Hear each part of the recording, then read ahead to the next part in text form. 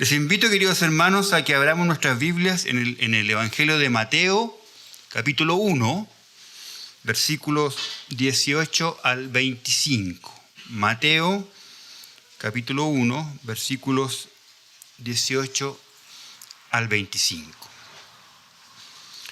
Y el Adviento es un tiempo en que todos los cristianos nos preparamos para recordar el nacimiento de nuestro Señor Jesucristo. Entonces, en estos 4 próximos domingos vamos a enfocar la predicación de la palabra justamente en este significado, en la esperanza, paz, gozo y amor que trae el cumplimiento de una promesa que el Señor preparó y que vemos ahí desde el Antiguo Testamento a través de las Escrituras. Entonces estaremos explorando justamente la Biblia a través de la perspectiva que nos dan los Evangelios.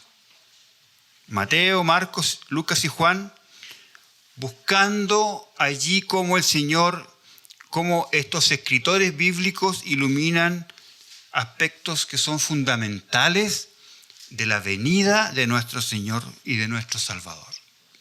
Ahora, nosotros hoy día vivimos una época marcada por la incertidumbre, una época marcada por el caos, una época marcada por la falta de esperanza, o más bien esperanzas puestas en actos o en personas o en situaciones que no traen verdadera esperanza. ¿Ya? Si ustedes van hoy día y recorren el comercio, vemos que ya está todo dispuesto para las compras. Y la gente pone su alegría en aspectos superfluos, pero que no van al fondo de lo que es verdaderamente este periodo tan importante de espera. El Adviento nos ofrece una profunda oportunidad de renovar nuestra fe, recordando que la venida del Señor Jesucristo no solo fue un hecho histórico, que realmente ocurrió, sino además es un anhelo presente en la vida de la Iglesia. Estos aspectos que vamos a estar revisando, esperanza, paz, gozo y amor, nos invita a vivir con una expectativa activa, recordando la promesa de que Cristo vino al mundo para transformarlo. Cristo vino al mundo para transformar nuestras vidas y que Él va a regresar a completar su obra. Entonces, hay una gran necesidad para la Iglesia de recordar el verdadero propósito y la esperanza que nos da la encarnación de Cristo. El fundamento en el deseo de la Iglesia de renovar nuestra vida espiritual a través de meditar lo que fue la venida de Cristo. Les invito a que leamos, voy a leer el texto de Mateo 1, 18 al 25, voy a leer en la versión Reina Valera contemporánea, que no es tan hermosa como la Reina Valera 60, pero también es hermosa porque es la palabra del Señor. Y nos dice así: el nacimiento de Jesucristo fue así. María, la madre de Jesús, estaba comprometida con José, pero antes de unirse como esposos, se encontró que ella había concebido del Espíritu Santo. José, su marido, era un hombre justo y quiso dejarla secretamente, pues no quería denigrarla. Mientras José reflexionaba al respecto, un ángel del Señor se le apareció en sueños y le dijo: José, hijo de David, no temas recibir a María, tu mujer, porque su hijo ha sido concebido por el Espíritu Santo. María tendrá un hijo, a quien pondrás por nombre Jesús, pues él salvará a su pueblo de sus pecados. Todo esto sucedió para que se cumpliera lo que el Señor dijo por medio del profeta: una virgen concebirá y dará a luz un hijo, y le pondrás por nombre Emmanuel, que significa Dios está con nosotros. Cuando José despertó del sueño, hizo lo que el ángel del Señor le había mandado y recibió a su mujer, pero no la conoció hasta que dio a luz a su hijo primogénito y le puso por nombre Jesús. Que el Señor bendiga a nosotros la lectura de su palabra. Oremos. Amantísimo Padre Celestial, te damos gracias, Señor, por el regalo precioso que nos das. Primeramente, de venir a este lugar a adorarte, Señor, a proclamar que tú eres nuestro Salvador. Y también, Señor, por la posibilidad que tenemos de abrir tu preciosa palabra, donde extraemos de ella la enseñanza para nuestras vidas, enseñanza que trae bendición y esperanza. Te lo agradecemos humildemente, en nombre de Cristo Jesús. Amén.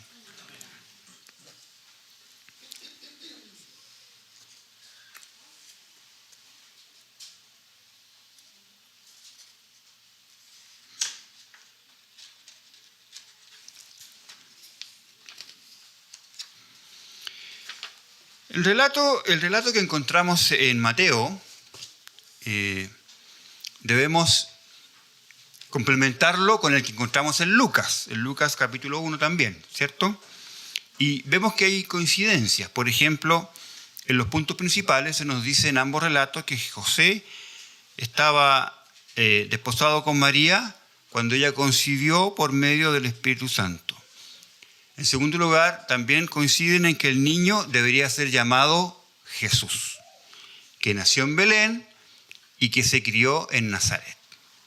Pero Lucas añade otros detalles que son importantes para tener un cuadro completo de lo que ocurrió en aquellos días. Por ejemplo, antes de lo que Mateo relata, en el comienzo del Evangelio, vemos que Lucas nos habla del anuncio del arcángel Gabriel a María, ¿cierto? La anunciación.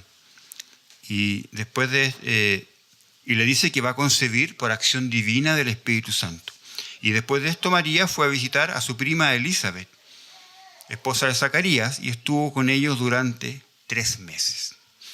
Nosotros en estos tiempos tan hermosos, en que nos aproximamos a la Navidad, y es una fecha de tanta alegría, de repente perdemos la perspectiva de lo que eso significó en aquel tiempo. ¿Ya? Tendemos, yo creo que por una tendencia natural, tendemos como a romantizar los relatos bíblicos. Porque lo que nos está hablando aquí el relato es de una crisis.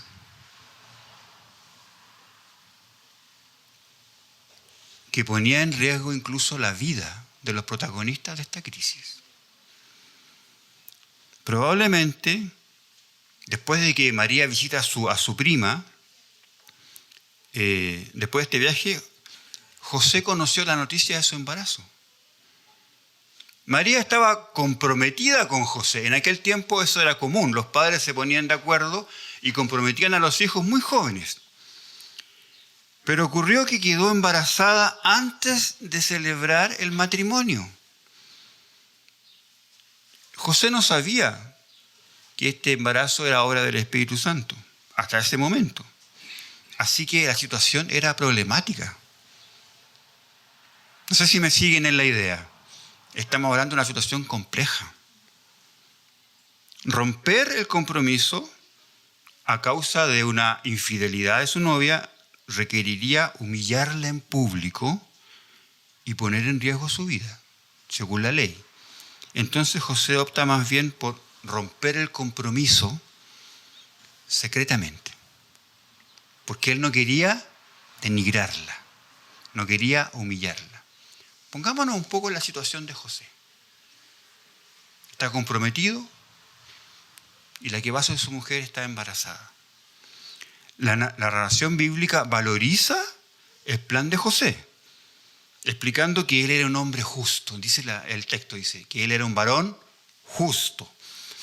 Él tiene la nobleza de no buscar la ignominia de María, la denigración de ella, la humillación. En el contexto del Evangelio, decir que era justo quiere decir que él obedecía la ley.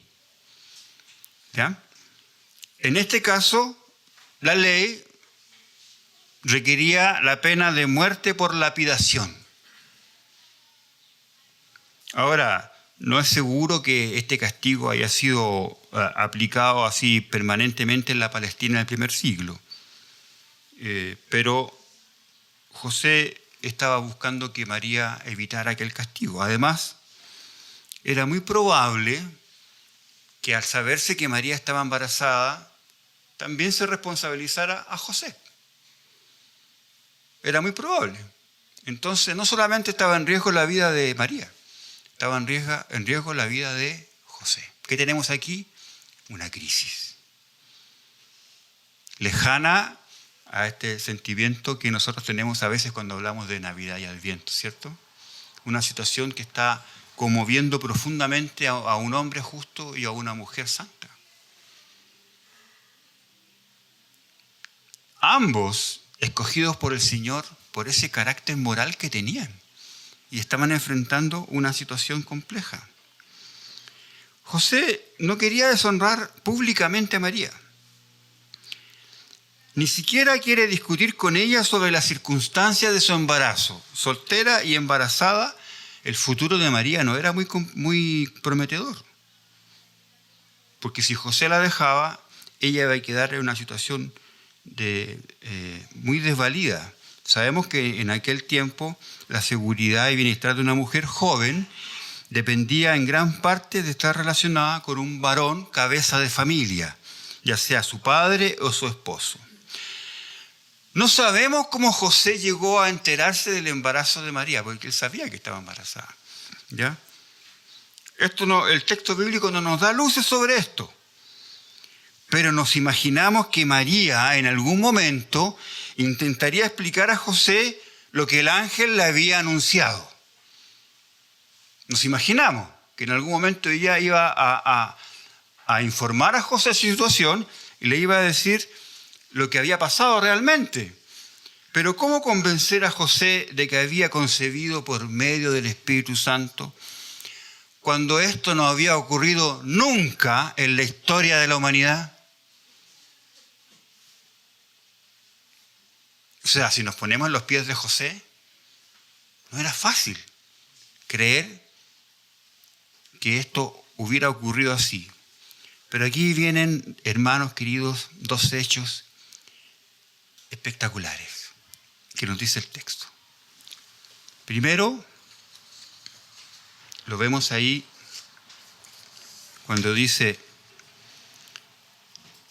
en el versículo 20, mientras José reflexionaba al respecto. O sea, José estaba, así como nosotros hoy día estamos dándole vueltas a las cosas en la cabeza, ¿no? Él estaba con todo este peso en su corazón y dice que estaba reflexionando, mientras él estaba pensando, ¿qué hago? ¿Qué voy a hacer? Nos dice, mientras José reflexionaba, un ángel del Señor se le apareció. El primer hecho aquí espectacular, queridos hermanos, es que Dios interviene por medio de su ángel para evitar que José abandone a María. Mateo sigue, no nos olvidemos que Mateo escribe para los judíos, sigue la preferencia que muestra historia del Pentateuco en que describe los encuentros de Dios a través de sus ángeles, cuando en realidad representan a Dios mismo. ¿Ya? El ángel de Dios visita a José en sus sueños para decirle que debe recibir a María como su esposa y que es por medio del Espíritu Santo que ella está embarazada de su hijo. En una crisis severa, que a lo mejor no veía camino de solución, Dios intervino. Tal como lo hace, queridos hermanos, en nuestras propias vidas. Y todos podemos dar testimonio de eso. Hay momentos de crisis severa, de crisis dura, que tienen que ver con nuestro propio pecado, con nuestras propias dudas, con nuestra incertidumbre, nuestra falta de fe o nuestras malas decisiones.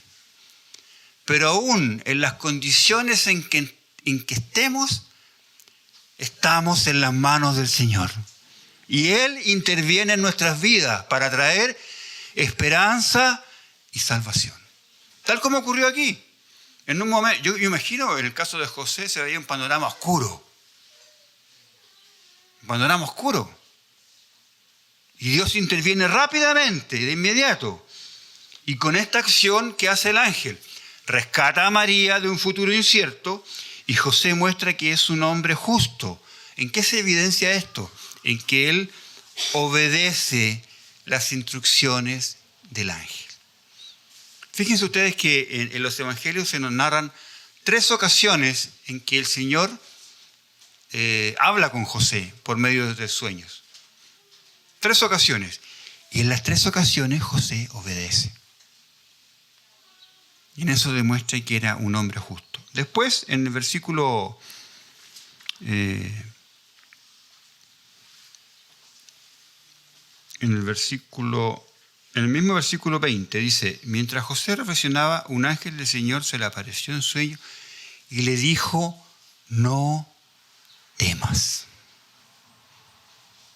No temas. En este caso, no temas recibir a María, tu mujer. El Señor trae esperanza en medio de la crisis. Nos imaginamos cuando dice que José estaba pensando que él estaba orando incansablemente, buscando la dirección de Dios. Y ahora Dios responde. El Señor acude en ayuda de José a fin de indicarle el camino a seguir en la encrucijada que se encontraba. Y lo hace por medio de un ángel que se le aparece en sueño y trae esperanza para su situación de crisis. ¿Cuál es la esperanza? No temas.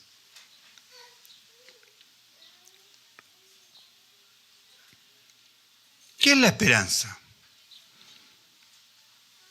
Nos dicen los expertos que es un estado de ánimo, que surge cuando se presenta como alcanzable algo que se desea. Y la esperanza es un motor que nos da fuerzas y optimismo. Tenemos esperanza de poder lograr. Yo imagino que los jóvenes que mañana empiezan dando la paz tienen la esperanza de tener un buen puntaje. Pero la esperanza de que nos habla la Biblia es muy diferente, porque la esperanza bíblica es una certeza. Es una certeza de que eso efectivamente va a ocurrir. ¿Por qué? Porque está basada en las promesas de Dios. Y Dios es fiel y cumple sus promesas. Cuando yo digo, espero que Chile clasifique al Mundial. ¿Amén? No hay mucha esperanza para eso, ¿no? Espero que... Estoy diciendo que algo que podría lograrse como algo que no podría ocurrir. Pero cuando hablamos de la esperanza bíblica estamos hablando de algo que efectivamente va a ocurrir con certeza absoluta. ¿Por qué? Porque está basada en las promesas de Dios. Bienaventurado es aquel, dice el salmista, cuya ayuda es el Dios de Jacob, cuya esperanza está en Jehová su Dios. Incluso en las situaciones de mayor quebranto, la Biblia se refiere a cuando uno está roto, cuando está quebrado. Incluso en el momento cuando hemos vivido situaciones que estamos quebrados por dentro, ¿cierto? Nos dice, ¿por qué te abates, oh alma mía? ¿Y por qué te turbas dentro de mí? Espera en Dios, porque aún he de alabarte, salvación mía y Dios mío, nos dice el Salmo 42.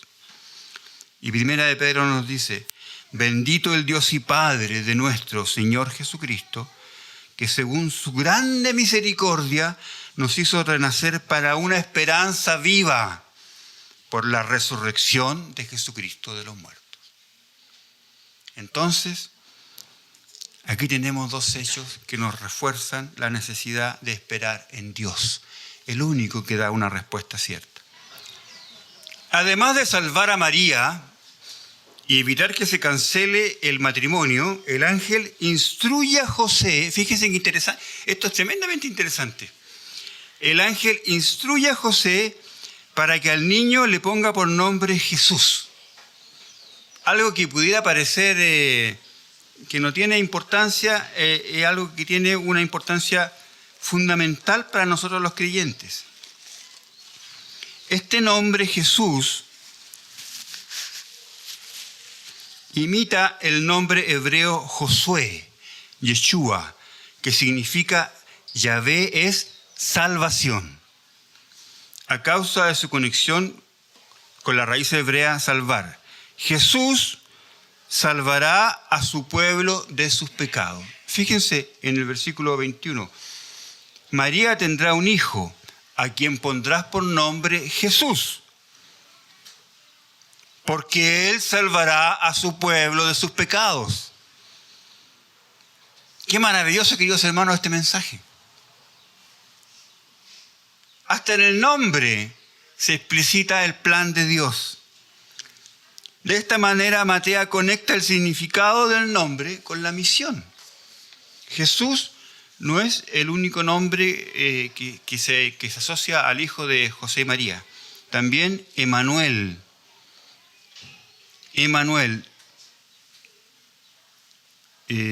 Según Mateo, entonces, María, dice, concibió a Jesús siendo virgen a fin de que se cumpla lo dicho por el profeta Isaías. Aporta una profecía. Isaías 7:14 dice: por tanto el Señor mismo os dará una señal. He aquí que la Virgen concebirá y dará a luz un hijo y llamará su nombre Emmanuel. La cita que está mostrando aquí el evangelista Mateo nos está refiriendo a la situación que vivió Isaías con el rey de Judá, Acaz. ¿Ya? El rey de Judá iba a ser atacado por otros dos reinos, ¿cierto? Por Siria y por Israel.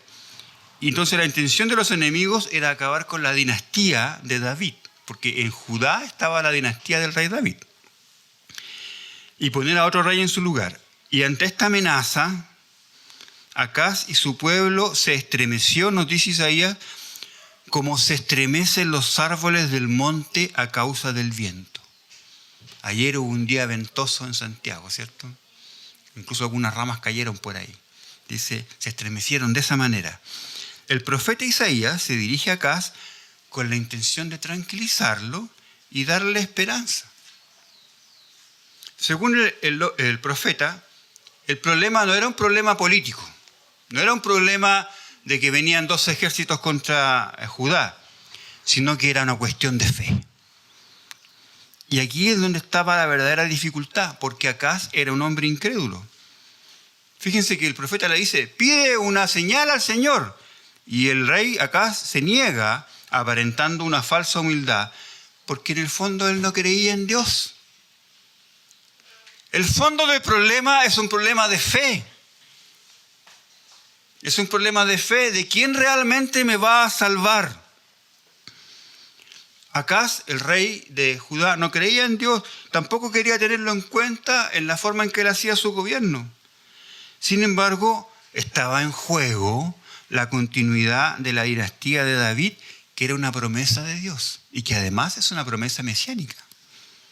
Por lo tanto, el Señor iba a darle una señal que serviría para confirmar que esa alianza enemiga no iba a prosperar contra su reino. Fue entonces cuando él profetiza en el versículo 14 y dice que el Señor va a dar una señal, que era un hijo que iba a nacer de una virgen. Según Mateo, esta profecía implica o espera un cumplimiento mucho mayor que tenía que cumplirse con Jesús. En el caso de Jesús, el nombre Emmanuel cobra un sentido mucho más pleno. Ya no se trata solamente de un hombre que trae esperanza, como un niño, en el caso de Acaz, sino el niño que iba a nacer sería Dios mismo viviendo entre nosotros. Emmanuel, Dios con nosotros. Ahora, ¿qué nos llama la atención? Son esas curiosidades del texto bíblico.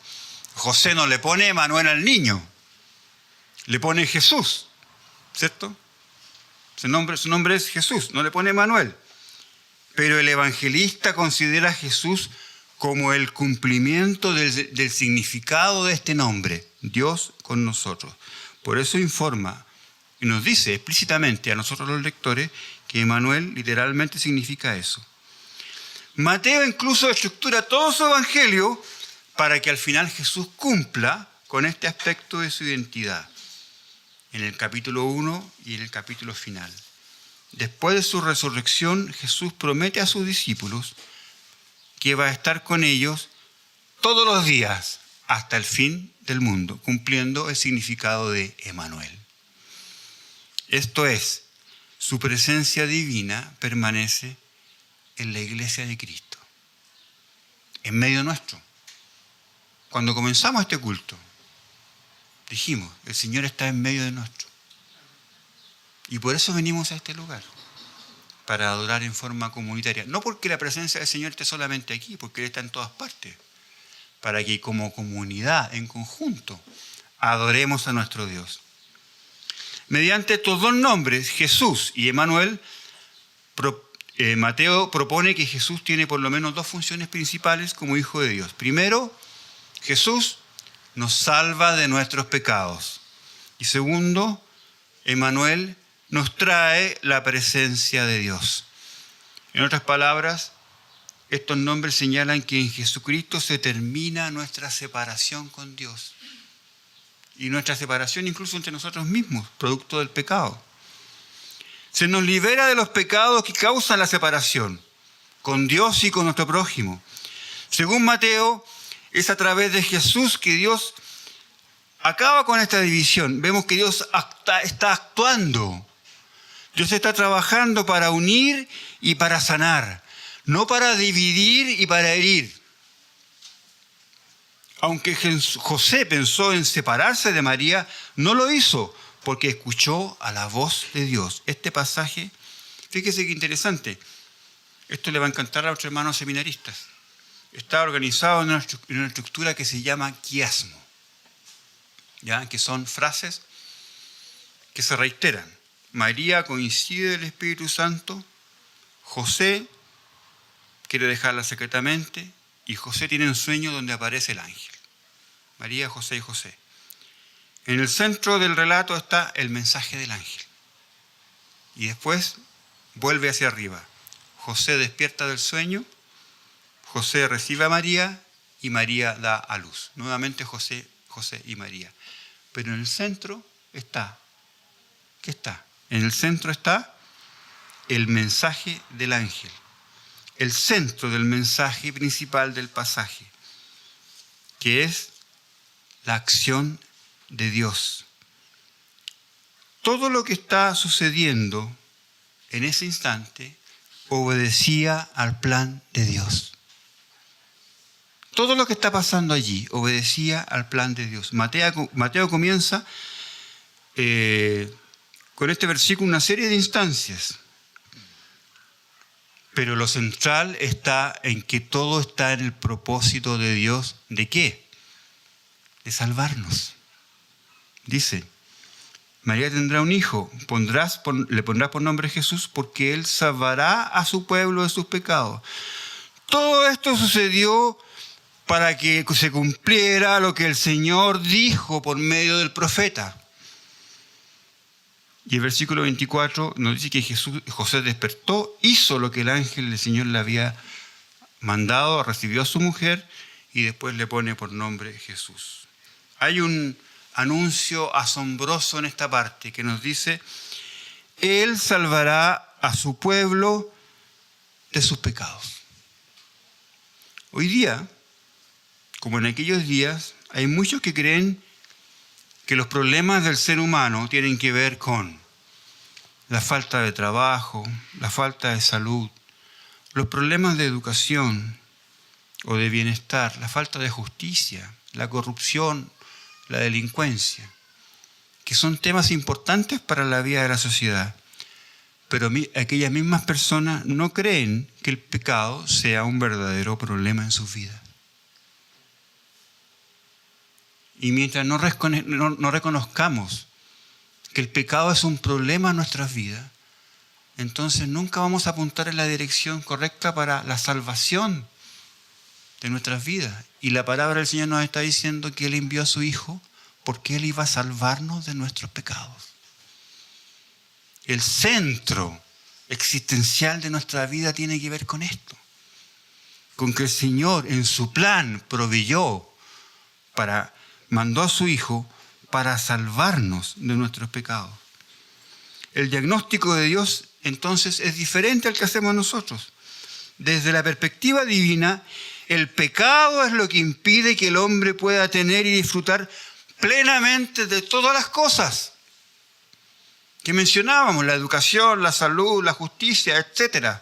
El pecado es lo que impide realmente que podamos acceder a esto. Por eso era necesario que primero el Mesías viniera al mundo y salvara al hombre de sus pecados. Hoy, como en el caso de Acaz, el problema de fondo no es un problema de conocimiento ni de poder, es un problema de fe. Nosotros hoy día alabamos y cantamos que el Señor nos salvó de nuestros pecados. Esta es la realidad de nuestras vidas, porque le hemos recibido como Señor y Salvador. Porque Dios está actuando y sigue actuando para salvar, para sanar, para unir, para restaurar. Él está trabajando para redimir este mundo. Esta es la verdadera esperanza del cual nos habla el mensaje de Adviento. Está intrínsecamente la esperanza unida a la fe. Nos dice la Escritura, ahora permanecen la fe, la esperanza y el amor. La esperanza está unida a la fe. Esta esperanza nos dice que pase lo que pase en nuestras vidas, cualquiera sean las circunstancias que estemos atravesando, Dios actúa según sus propósitos para traer salvación a nuestras vidas y darnos verdadera esperanza. Yo no sé lo que estás pasando en tu vida, querido hermano, querida hermana. Puede que estés pasando un momento de gran bendición, de gran prosperidad. O puede que estés pasando un momento de gran duda e incertidumbre. O crisis de cualquier tipo. Lo único que te puedo decir, según el texto bíblico, es cualquiera que sea la circunstancia que estás viviendo, Dios está actuando para traer salvación a tu vida. Y darte esperanza. En Cristo, el niño de Belén, se cumple nuestra esperanza. Encontramos la verdadera paz. Experimentamos un gozo profundo y somos capacitados para vivir en el amor que Dios ha derramado sobre nosotros. Que el Señor nos bendiga. Amén.